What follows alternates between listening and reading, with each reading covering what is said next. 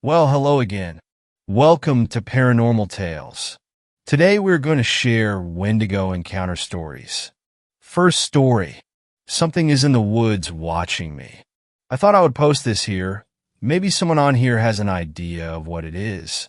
Over the past couple of weeks, I have noticed something strange going on in the woods of my family-owned land. More specifically, something has been watching me. I don't know what it is, but I am already sure it is not human or an animal.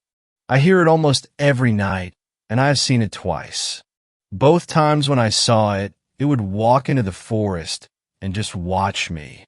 It's always at night, go figure, when I see or hear it, and because of it being dark, I could not make out a whole lot. It was tall, 12 feet or more, and thin.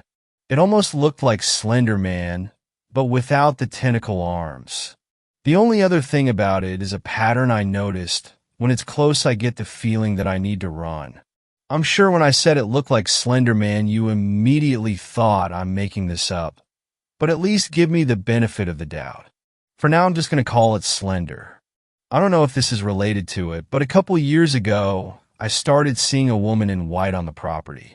It was not often that I saw her, and most of the time she was far away.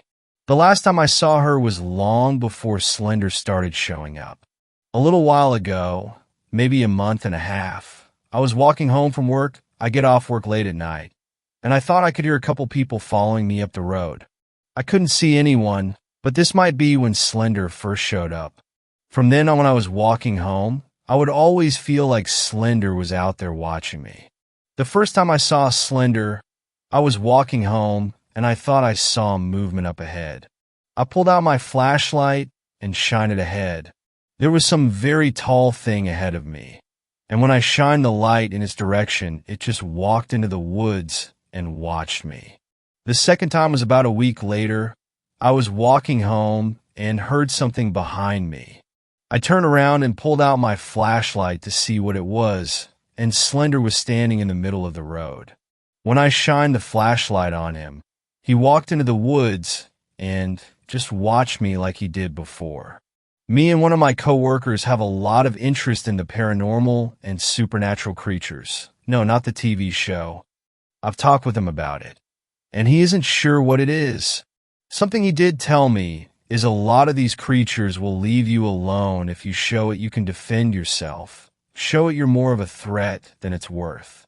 I have not seen him since, but I hear him regularly. Whenever he is around, I feel threatened, and based on patterns, I can tell if he is close or far. If he is close, I get the feeling that I need to run, but if he is farther away, I get the feeling that I need to hunt him down and attack. I sometimes go to Walmart after work. There's one about a mile from where I live, and I've started carrying a pistol legally when I go so that if he were to attack, I could defend myself a lot better. I went to Walmart last night to get batteries and something to eat, and while I was eating, I was getting an uneasy feeling that something was outside, and it had hostile intentions. I kept the thought in mind and planned to go outside if I still felt that way. Some time passes, and I still feel a little uneasy, so I gear up to the point where you might assume I was preparing for a firefight. I was carrying an AR-15, Glock 19, a large fixed blade knife, and over 150 rounds of ammunition. If Slender wanted to fight, I was going to give it one. I kept two things in mind while I was outside. First lead FMJ, full metal jacket. Ammo probably won't do a lot of damage to a supernatural creature. Second, if it's made aware that I can defend myself, it might move on.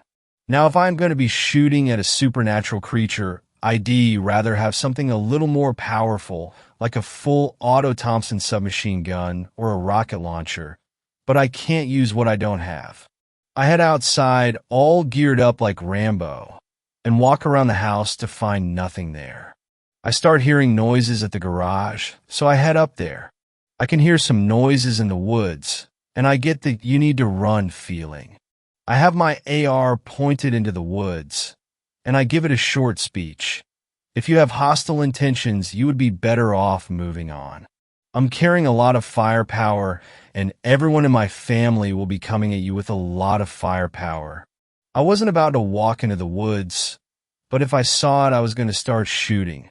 I start thinking my message to it just pissed it off because after I finish, I hear something start growling. It was nothing like any animal I've heard. A second later, I hear something else growling from about a quarter mile away. I'm thinking to myself, well, shit, there's two of them. That you need to run, feeling I had earlier starts doubling down. So I back away from the section of forest. I heard the first growl from keeping my gun pointed in that direction the whole time. I'm walking back to the house, and the you need to run feeling doesn't go away. My first thought is it's following me. I get back to the house and head inside. Now, when I would get into the house, fear of the supernatural would go away, almost as if the house was on hallowed ground. It didn't happen that time. While I was in the house, I was getting the attack feeling. I thought I heard noises outside, so I went back out. This time I did not have the rifle with me. I was hearing noises from two different directions. Both are outside the house, hiding in different spots. I walk around for a little bit, but decided it would be better to stay inside. I went back inside, but didn't feel safer. In fact, as I've been typing this, I've been listening to them walk around outside while getting run and attack feelings. I don't know what they are, but I don't think they are friendly. I will keep this updated as best as I can and include a diagram of the land for reference. The diagram won't be pretty, but I'm not the best when it comes to computers. I hope someone has an idea of what these are because I am clueless. Second story. The lights in the woods. If you're ever traveling in or around a forested area and see lights outside of your vehicle or in the distance, I'd suggest you find the fastest route out of there, for you don't want to know what these lights are. If it makes you feel better, you aren't alone in these sightings. Thousands have reported seeing a bright flash or flickering light somewhere deep in the woods. It's all over the United States, specifically in the Pacific Northwest or the Appalachian Mountains. For the rest of the world, I do not know. I have seen the lights only once before, and I almost didn't live to tell the tale. My encounter was in Tennessee, I believe in the summer of 1997. I was traversing a barren highway at the dead of night, with no other cars in sight. I was on the highway at that time because I was going to visit family down south. I was beginning to regret not stopping for the night, for my eyes were getting heavy, and I was growing ever so tired as the time passed on. It got so bad that I pulled off into a little gravel shoulder on the side of the highway. Before I dozed off, I noted the time on the dashboard of my car. It read 11:58 p.m. I promptly fell asleep. I awoke to something, though I couldn't figure it out then. I looked again at the time on the dashboard. 4:03 in the morning. I had been asleep for about 4 hours. I focused my dreary gaze on the highway in front of me, and then I saw it. A flash, just up on the horizon in the woods. I thought I was dreaming at first. Then it happened again, this time a little closer to the road. I didn't know what to think, other than that whatever that was, it was supernatural. Another flash happened, this time at the foot of the tree line, about 150 or so yards away from my idle car. It was getting closer. I began to hear cracking in the trees, as if a not-present wind was swaying them. I was scared to the point where I wanted to hide in my car and pray to the Lord that whatever it was would leave me be. Another flash, this time engulfing the road ahead of me. And with that, I lost it. I jammed my keys into the ignition, and my car roared to life. I put the gear in the reverse and floored it. I whipped around in my car and put the gear back into drive. I looked in the rear view mirror just as the next flash occurred. I swear, there was some ungodly thing running toward my car, illuminated by the paranormal light. I screamed and gunned it down the highway. The engine under the hood squealed as I stomped the gas pedal into the floor. That thing was gaining on my car at speeds too great to be possible for any humanoid. I was still a good 300 feet ahead of it, and I was by now topping 90 miles an hour. In hindsight, the thing was probably running at around 105 miles per hour. I focused on the rear view mirror, and I got a better look at the beast. It was tall, maybe around 14 feet tall. Its skin was a mesh of bone, rotting flesh, and who knows what else. Its hands, or rather claws, had daggers hanging off its fingers, sharp enough to cut metal in half no problem. Its face was the most terrifying aspect of it. Its jaw was unhinged, almost like a snake. Its teeth were bent and crooked, stained with mud and bits of various material. And its eyes, they were massive. They glowed a crimson red and seemed to penetrate your very soul. I about threw up at the sight of the beast. At just how impossible this thing was, I was beginning to realize I will die in these hills. I glanced at the speedometer, and seeing the needle to be hovering over the 110 miles per hour mark. Another flash, and I saw the thing too close for comfort behind me. I was about 50 feet ahead of it, but that gap was closing fast. I flew over a hill, and I saw a light in the distance. I suddenly knew where I was. I was nearing the end of the woods and approaching the nearby town next to it. I thanked God I had a shot at survival and began blaring my horn, trying to alert anyone who would be up at this hour. I heard a roar, and my car lurched forwards. The thing was right behind my car and was trying to topple it. My car was reaching 120 miles per hour, which was the most it could offer. The lights were growing bigger in the distance, and I guessed it was about 100 yards more before I would be out of those woods. The creature again lifted the rear end of my car, and I was lifted into the air. It had caught me, and I was so close to freedom. I dove over the center console and opened the glove compartment. I pulled out the pistol that was inside and loaded a magazine into the gun. I bought it for safety reasons, and this was the perfect time to utilize it. I chambered around and stuck my arm out the window of my car. I realized I was face to face with the thing, and I aimed the gun at its eyes. I squeezed the trigger, and the thing roared in obvious pain. I shot it at least 5 times, and even after it dropped me onto the pavement below, I fired at it until the gun was empty of bullets. It darted back into the woods. I turned and sprinted the remainder of the way into town. The police had heeded the gunshots and found me wandering the streets, covered in the thing's blood. I was taken into the police department and told them my story. Nobody believed me. Until the next day, I led them back to the side of my car, or what was left of it. Nobody could explain the wreckage. They couldn't explain the blood trailing off into the woods. And they couldn't explain the claw marks and handprints too large for a human's on the back of my car. I believe the thing came from the flashes in the woods.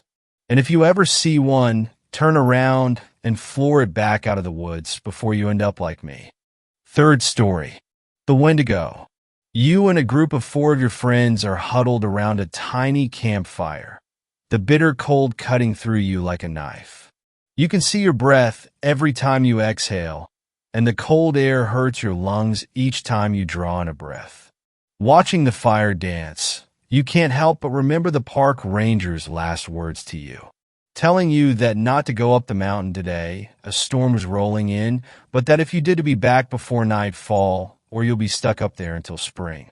You laughed it off and headed up the mountain, but thanks to the expert navigators, directions you and your group get off the beaten path and quickly become lost.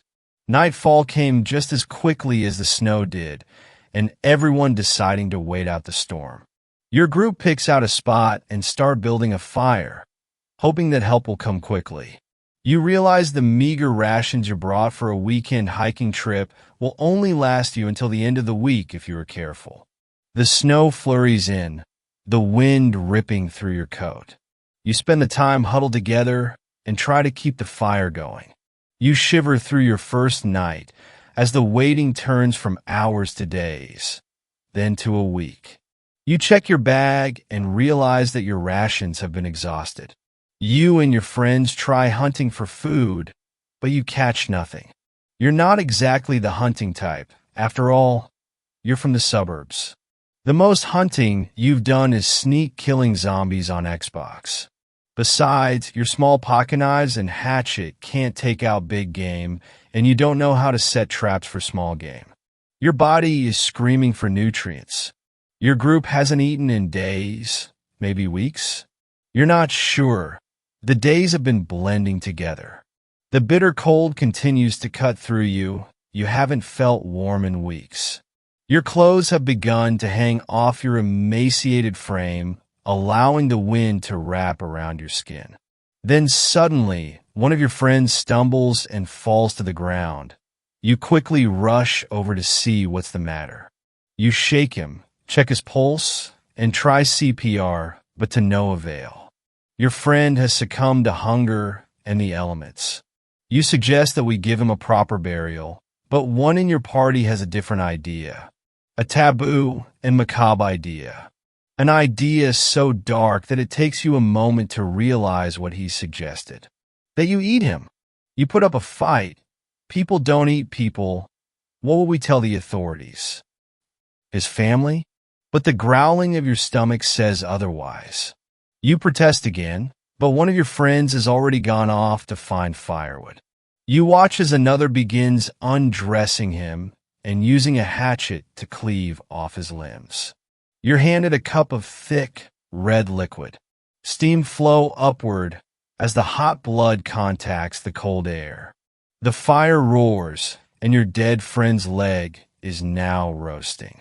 The smell is something familiar like sizzling pork. The next thing you know, you're looking down at a steaming piece of cooked meat. You stare at the hunk of meat, disgusted at the thought of eating it.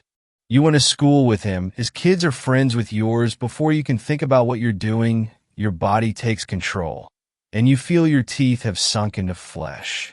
The warmth of the meat radiates throughout your body. Your stomach screams for more. You take a drink of the blood. So warm, slightly metallic, but satisfying.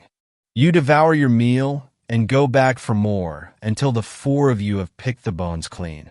Each one of you takes an article of clothing and settles in for the night, resting assured that you have the strength to wait for help. That night, you toss and turn. Visions of your friend dances in your mind. Something is chasing him. You see the warmth of his breath rapidly inhaling and exhaling as a large pale figure gives chase behind him. The pale figure pounces on his back and rips into him.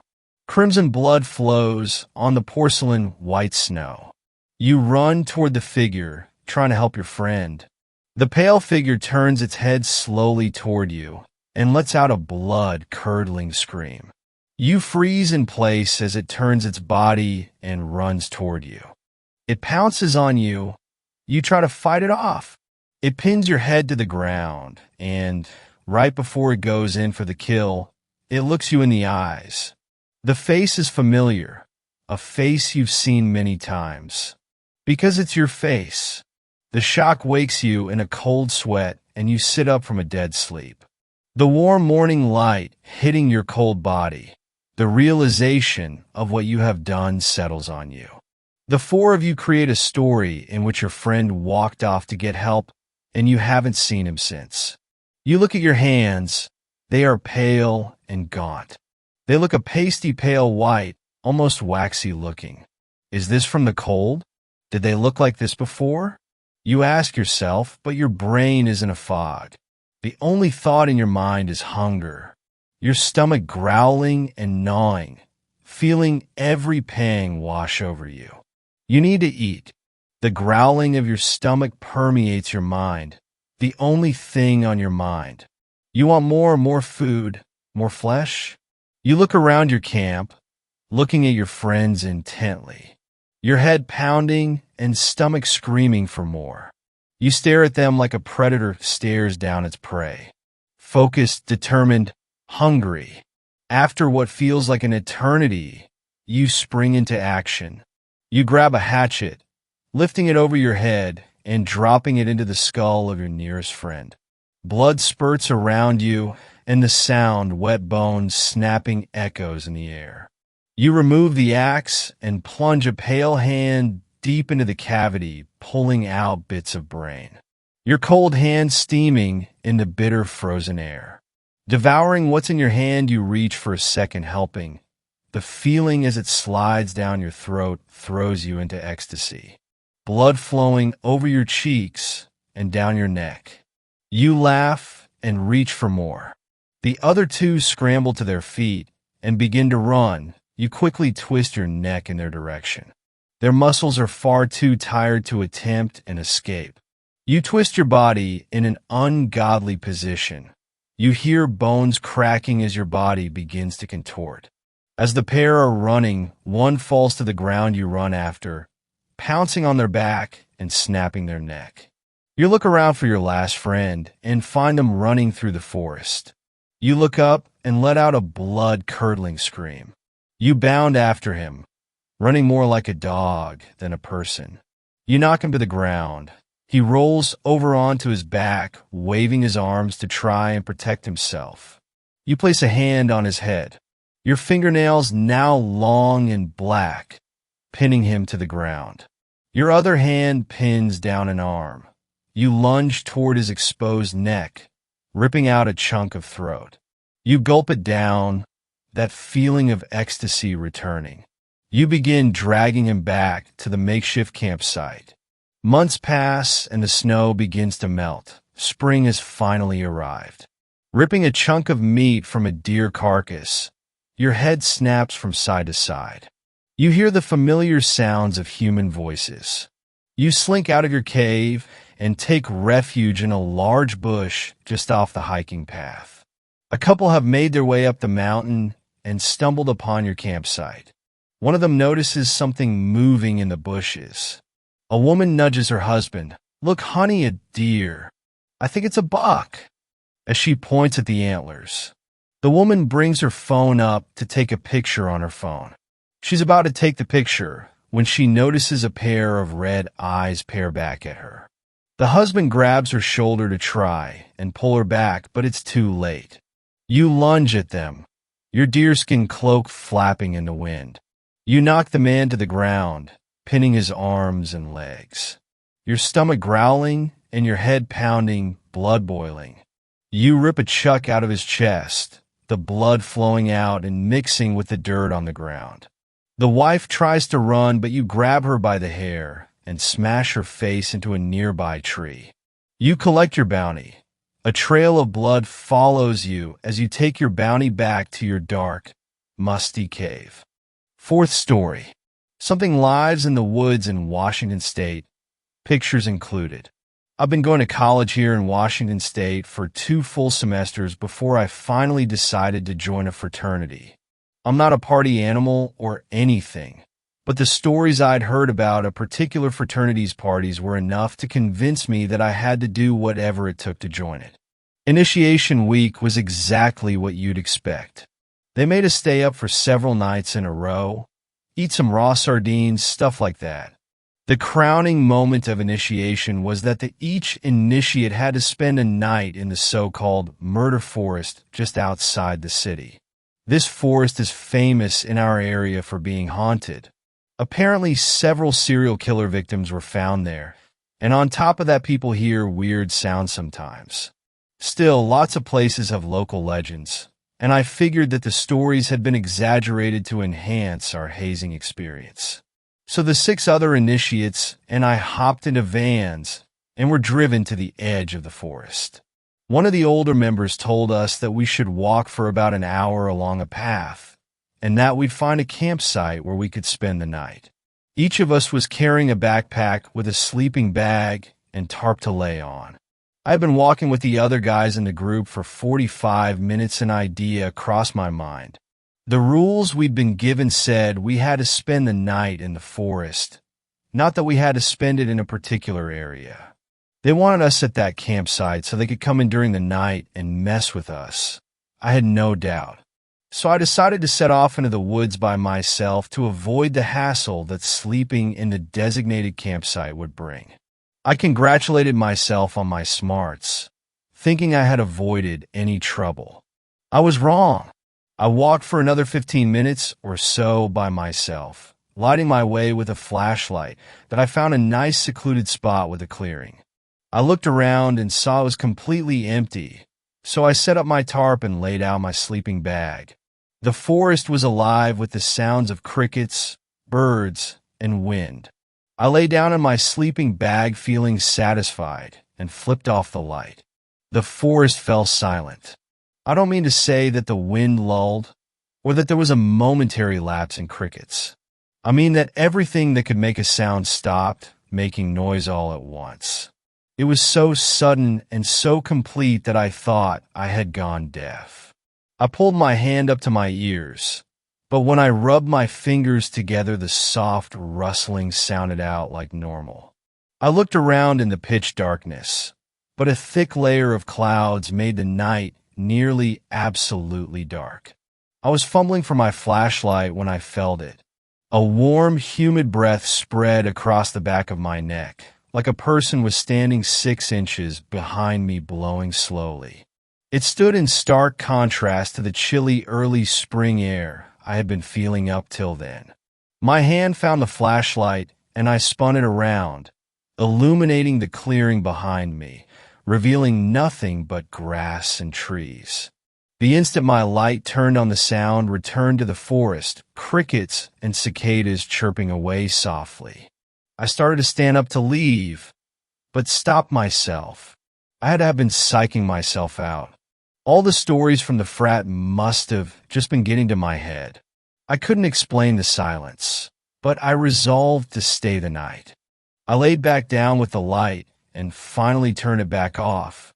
I half expected the forest sound to go with it, but thankfully the crickets and wind stayed constant. I laid in the darkness for a while, trying to relax my heart rate enough to fall asleep. After what must have been half an hour, I finally drifted off. I don't know how much time passed, but I was woken up by a new sound. It was the sound of rhythmic, heavy breathing, occasionally broken up by mumbling. The sound was coming from in front of my sleeping bag and high above me, probably some 30 feet away. I pulled out my phone and opened the camera app. I took a picture with the flash to light up the clearing and saw a figure in the trees staring down at me. It was a woman wearing a long white dress. She had long black hair that covered her face. And her face, it looked like the skin had worn through in places. She was staring down at me. The image from the flash was burned into my mind. I kicked out of my sleeping bag and started running away through the forest in my bare feet. I couldn't hear motion behind me, but I didn't stop running until I reached the edge of the forest where I got cell service. I grilled the members of the fraternity after I got back, but they each swore that they had nothing to do with it. I had been right about them scaring the other members of the group, but they had just used air horns and guns with blanks to scare them while they slept. I guess it's possible that they were behind it all, but I can't see how they could have made the forest silent or breathed on the back of my neck when not even the other initiates knew where I was. And that woman was not something fraternity members could have created. Fifth story, the woods of Kentucky. I just got back from a camping trip on my family's land out in western Kentucky, and I will probably never go back after something stalked us for 2 nights and ultimately made us tear through the dense woods in a panic that cannot be understood until you have been hunted by something that you know is far beyond your comprehension. Something that ancient medicine men and old wives whisper about, throwing glances over aged shoulders to peer into the darkness while leaning forward into the protection of the light of the fire. There were 6 of us out this weekend. Myself and my wife, our super tactical friend Matt, our heavyweight tank of other man friend Sam, my not really a fan of the outdoors friend Jeremy, and his outdoor-loving girlfriend Chelsea. For some background, Matt and I are gun nuts, so we were both carrying pistols, even though there isn't really anything in the woods of Kentucky that we need them for. I also had my AR-15, and Matt brought his 10-22. We arrived at the property at 8 p.m., just as it became pitch black, so we had to make camp in the dark. Not a big deal, just throw on a headlamp and get to setting up camp, starting with the fire. The campsite was a cleared-out area with some trees on the edges, then it gets into the denser woods. Since we had our hammocks, my wife and I had to set up farther away from the fire, which was in the center of the clearing.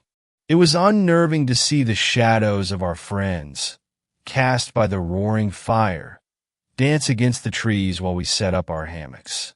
We set them up quickly, but due to the general creepiness of the situation, I didn't notice my wife occasionally pausing to look back into the woods and watching for the movement that she later told me she caught out of the corner of her eye. After setting up our camp, I realized that I had left my jacket back in my car, and Matt wanted to go check out a pond nearby. So we decided we would head out together and hit both the cars and the pond. I grabbed my AR, and Matt grabbed his 10-20 seconds to go play Mall Ninja in the woods on the way.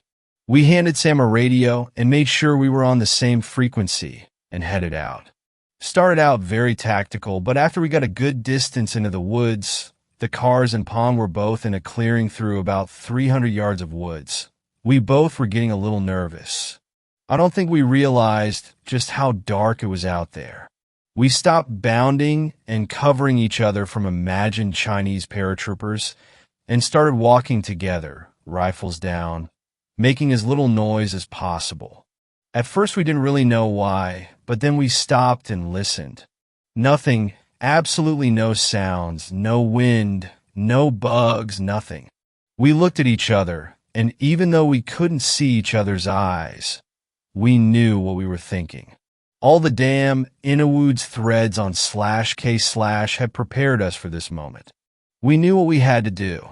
I acted first, putting a palm on the back of Matt's neck and shoved him firmly, simply being able to articulate the word "go" under my breath. He pushed forward through the growth headlong, and I did my best to keep my hand on his back and ignore the thought in the back of my mind, slowly pushing its way forward and filling my chest with terror and rising into my throat. We broke out of the woods into the clearing and made it to the cars, breathing heavily. We both put our backs against my SUV and pointed our rifles into the woods, expecting something to burst after us. After 20 seconds, Matt expressed my thoughts. Something was running behind us, right? I stopped breathing when he said it because before I had attributed it to my imagination, but a third party now confirmed that something was chasing us and was now between us and the camp. I called Sam on the radio. "Sam, did anyone else leave camp to follow us?" "Nope, we are all here still." "Shit." I opened the car and reached in to grab my jacket and also got a flashlight while Matt continued staring at the woods, looking for the slightest sign of movement. I turned back around and turned the light on the woods. Nothing, blessed nothingness. But now we had to get back into the woods to get to camp. After 5 minutes to discussing it, we decided that it had just been our imagination, if only just to get the courage to re-enter those haunted woods. Flashlight in hand, I gripped my rifle and slogged in, Matt's hand firmly encouraging me firmly, with him watching behind us. The walk back was uneventful, but at the sight of the fire we hurried our pace even faster before re-entering the safety of the clearing. After we broke out of the woods, we broke formation and quietly agreed under our breath not to mention anything to the group. Silence, unfortunately, seemed to fail, as we were both uncharacteristically quiet. Not to mention that we had not had time to see the pond, and the group was curious about our radio call. So I told them what had happened. 3 chuckled and made fun of Fortune for making up ghost stories, but Chelsea listened intently. Later on, she asked if any of us had read the books, Missing 411 or the Native American Studies of Dr. George Marlin in his book, Rights of the American Indian. None of us had, but she told us that Missing 411 documented many strange and unexplained disappearances in America, and ROAI is an old, out-of-circulation book she found at the library when she was a kid that confirmed many things that /K/and/X/ said of the occult in the wilderness, more or less. Everyone quieted down at that and stared into the fire. I remembered reading on /K/ that white ash kills skinwalkers, and since I was a paranoid motherfucker, I thought it might be worth it to dip my hollow points into the white ashes in the fire. Chelsea told me not to bother. It needs to be the ashes of white oak trees per Dr. Marlin. Well, damn. My wife spoke up after a few minutes of silence and told us about how she thought she had seen something moving in the woods when we were setting up our hammock. At this point, we were all pretty on edge. Every once in a while, we would shine lights into the forest, but never actually saw anything. Around midnight, we decided to call it a night. As I lay there in the hammock, I couldn't help but listen to the rustling around our hammock and gripping my MP tighter and wondering if that sound is really just the wind.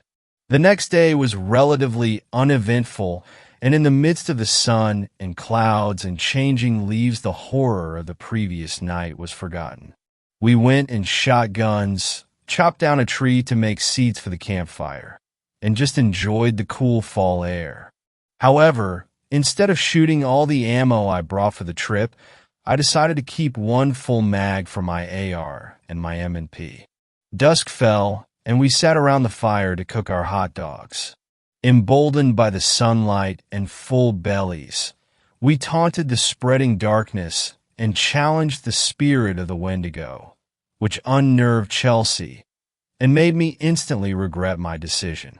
Matt, however, was emboldened and walked around camp with his rifle slung, talking about how he hoped to get to be the first /K/Omando to slay a skinwalker.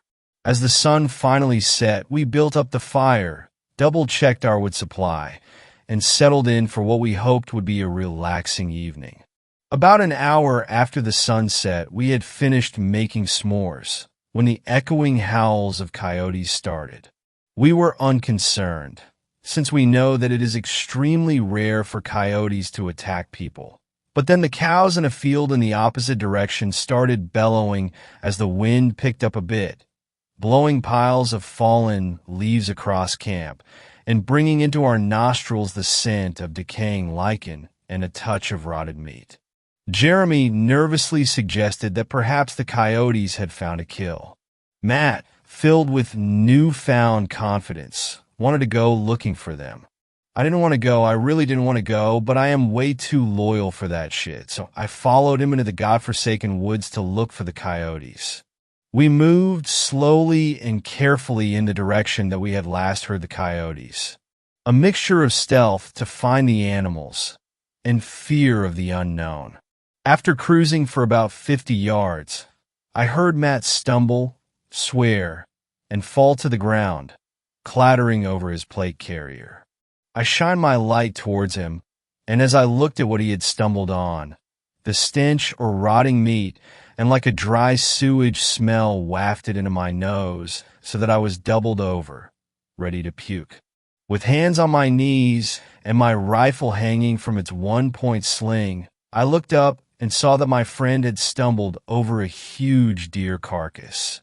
He was sitting on his ass just staring at the carcass wide-eyed. I immediately looked up and shouldered my rifle, looking for the coyotes, but they didn't seem to be around. I went over to help Matt up, but when I got over to him, he was still staring wide-eyed at the corpse. My view of the body had been from behind, so I didn't see much, just a large deer, but from this side, I could see the horror of the animal. The animal looked both decayed and mutated. The hind legs were huge and muscular, strangely elongated. The chest and body were horribly mutilated, the intestines hanging out like its stomach had been pulled out. The head was the most decayed. I could see the skull in parts, and the eyelids had been torn off. The 12-pointed antlers had moss growing all over them. But the worst part was the forelegs. They were long and slender and ended in clawed hands. I stared at the creature for a good 5 seconds before I felt the same crushing presence that I had felt the night before. And as I looked around to identify the source, I realized that the entire forest was silent. I have never felt fear like I did in that moment, and thankfully, fight or flight screamed at me to fly. I grabbed Matt by the back of his plate carrier and pulled him to his feet and pushed him back towards camp, screaming at him to run. I looked back then, scanning around with my light when it settled on the corpse. It was moving. I reacted purely out of fear, firing several rounds from my AR that I couldn't hear anything after that due to the deafening thunder from the rifle. I dropped my flashlight in the chaos, but the light from my muzzle showed me all I needed to see to grab my friends back at camp and rush them back to the cars. The first I remember, imprinted like a photograph in the corpse laying on its stomach, unlike on its side when we had found it. The second is the body resting on its forearms, the head rolling limply from the shoulders. And finally, the creature standing on its hind legs, using its clawed hands to stuff its innards back into its belly. The horrible eyes staring at me with a supernatural fire, burning.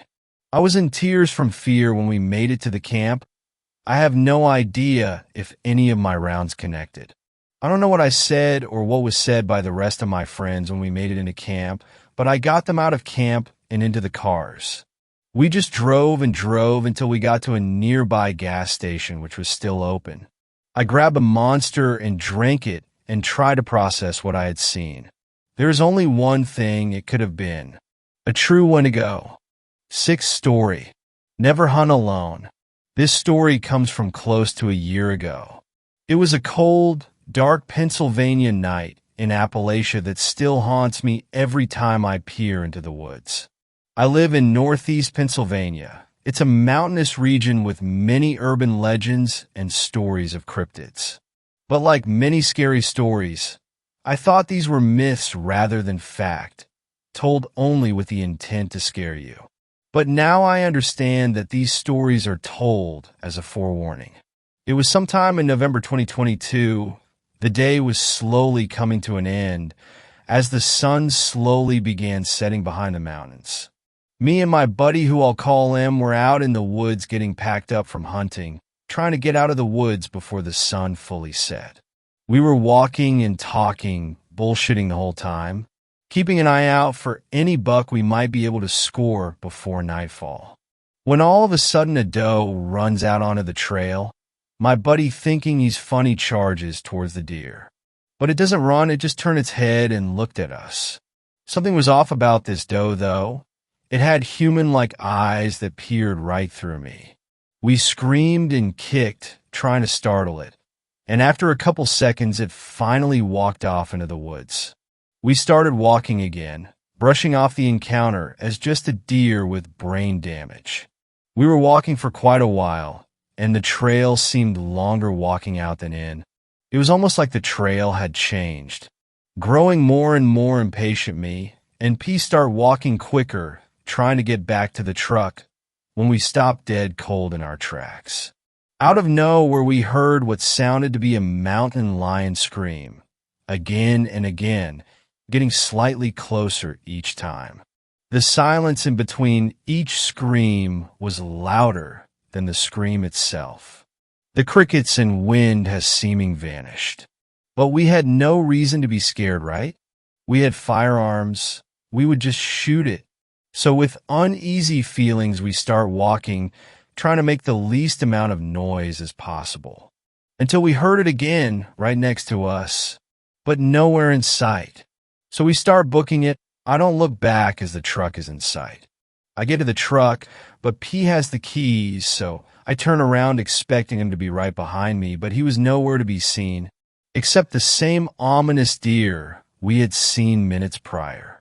My heart dropped as I was alone now, and this deer, this thing was just staring at me with that same empty human-like gaze. But thank God P had just ran off the trail and took the longer way back. We got in the truck confused and uneasy, as this was not a normal occurrence. When I told the story to a friend, he informed me of skinwalkers and the Wendigo. To this day, I still believe we had encountered a skinwalker. Seventh story. Mimicry in the woods. They say that imitation is the sincerest form of flattery. I sure as hell hope that isn't true with what I saw last year. I don't know what it was, and I don't want to find out, but I don't think I'll ever be able to forget it. Before I get ahead of myself, I should probably fill you in on what's going on. Above all things, make sure to read my warning at the end. It could save your life if you aren't careful. My family and I are hunters, always have been. It wasn't forced on us as children, just something that the family was always interested in. My dad got me hunting when I was around 14 years old, and I've tried to go several times a year since I started going. We aren't your stereotypical, let's go kill us some animals and be manly hunters, but more the type of hunters that do it to be outdoors almost as much as it is about getting an animal. We butcher it all ourselves too, always using as much as possible out of the animal. My father had been looking for years to get some hunting land to call his own. Hell, he'd even started looking for land to buy before I could even hunt. He finally found an old home about 3 years ago with over 30 acres in southern Ohio, only 2 hours south from my parents' house. He got it for a steal, good land for hunting, and a house that'll probably fall in soon, but it works well enough for now. It has good neighbors and can be a little loud from the road, but it isn't that big of a deal. I had decided to take a bunch of my buddies down there for a nice weekend away from town, and I thought I would get a decent couple of days of hunting in. We headed down on a semi-rainy night. I was trying to be spooky because we were headed to the middle of Nowhere Hills, Ohio. We got down there, and it hadn't really rained at all that far south, so we decided to have a bit of a fire. I had a few drinks with everyone else, and it was appropriately dark, but I still had something to do that night, so I grabbed another glass of whiskey, grabbed a rake, and a headlamp. My dad figured out the best way to get in the woods in the morning and make no noise at all, rake a path. It lets you get way into the woods, and you don't make a noise. Now, typically you want to do this a couple of days before you go hunting and not drunkenly the night before, because as you can imagine, it's loud as all hell. I don't sit too far into the woods, only far enough to go around the hill and not see the houses and road, so I figured I could get this done real fast and still be able to hang with my friends for a bit. I was sure the deer weren't going to care and they roam around at night anyway, and I was kind of drunk, so that didn't help the decision-making at all. I carefully made my way out to my ground blind, following the ghost of a trail that was still left. I set my whiskey down, donned my headlamp, and started raking. This is a different kind of raking than just normal leaves. For this you walk sideways and just pull a rake full of leaves and sticks towards you. After about 2 pulls of the rake, you just step over about 2 feet and pull twice again. It's a quick process, but it gets tiring very quickly. After about 100 feet, I turned off the headlamp, as it wasn't really that useful as the moon was fairly bright that night. The old path was visible, but harder to see with such a bright light. The soft moonlight made the old path more apparent. I finished the whiskey and put the glass in the pocket of my cargo pants. It sat uncomfortable and looked like a huge lump on my leg, but that's one less thing I had to worry about when I was done. I kept raking and raking without taking many breaks until I couldn't keep it up anymore. I finally stopped and rested for a second, about 60% done with the path when I heard something rather close. It just sounded like rustling leaves just across a little valley, maybe only 60 feet away or so. It isn't unusual to hear leaves rustling in the woods at all. I actually welcome the noise normally, but I couldn't shake the feeling that something was weird about it. What wouldn't run away with that much noise being made in one spot from my raking? I know some woodland creatures are curious, but they aren't that stupid. Then it stopped about 3 seconds after I stopped raking. I ignored the incident and got back to raking a bit more. I was going to need to take more breaks. I was dripping sweat already and I wasn't close to the end of the trail yet. I got another 40 feet further and rested for a second when I heard it again. Same noise as before, rustling leaves about 60 feet away that stopped about 3 seconds after I stopped raking. I was getting a little freaked out at this point. Reading too many scary stories and being in the woods late at night gets me on edge. I stopped and stepped on the trail I was raking and thought to look around for a bit to see if I could figure out what was out there. Something might have been following me from a distance, and maybe I could make it out in the moonlight. I figured it was a fox or something. They're surprisingly loud in the woods. I turned around and stood dead still and looked across the little valley. There was something moving. My heart started pounding, and I had to grab onto the tree that was next to me. It was a tall figure, standing maybe 7 feet high, with long arms and long legs. I couldn't tell anything but his shape from the moonlight, and the fact that he stopped moving about 3 seconds after I stopped moving didn't help me see it. The figure was standing next to a tree, just as still as me, and not moving. I stood there for maybe 2 minutes, and then just figured I was making it up. My brain likes to play tricks on me when I'm a little freaked out, and I couldn't see anything in that direction anymore. I just took a deep breath and turned my back on that part of the woods and went back to raking. I went at raking with a new fervor, like a madman. I really didn't think there was anything really there following me, but I couldn't shake the feeling. I imagine things so strongly sometimes that I swear I can almost see or hear them. And with a couple of shots of whiskey in my system, who the hell knows what happens? I just kept raking, more raking and raking, but I was so tired at that time that I really didn't know how slow I was going. I was getting closer to the house and could faintly hear the fire crackling and people talking, and that calmed me greatly until I realized that I could hear the loud rustling in the leaves at the same 60-foot distance, but still right across from me. It was following me. I could only get a few more rakefuls in before my nerves just couldn't keep it up. I heard a loud rustle, then the same rough rakefuls, and it stopped as well. I couldn't move from fear, frozen solid in my stance. I couldn't yell out to my friends if I wanted to. I tried. I took 4 steps onto the trail I was working on, tried to call out, and all I could muster was a weird grumble and mumble. I was in a bad spot and couldn't do anything. Then I heard 4 distinct footsteps and some grumbles in the same direction. All of a sudden, I had a revelation. Echoes. It was just echoes in the trees. It had happened before, and I was sure it was happening again. It was always at the same time frame, and I was in a valley. I had just made up the tall figure in the distance. My mind had just put the fictitious figure in the area where the echo had been coming from in my perspective. I sighed in a huge breath of relief and tried to calm down. I had been so worked up over nothing, just a noise in the woods from echoes. I decided to really calm myself down by proving it was echoes. All I had to do was toss a rock down to the bottom of the valley and count the bounces. Easy enough. There will be the same number of bounces after a couple of seconds, and then I could finally finish this path and get to relaxing. There aren't many rocks in this part of Ohio, but there was a couple around me, so they would suffice. I tossed it and counted 3 major bounces before it rolled to a stop. I stood there and waited until I finally heard a rock bouncing on leaves. I counted 4 bounces and no rolling. My blood froze.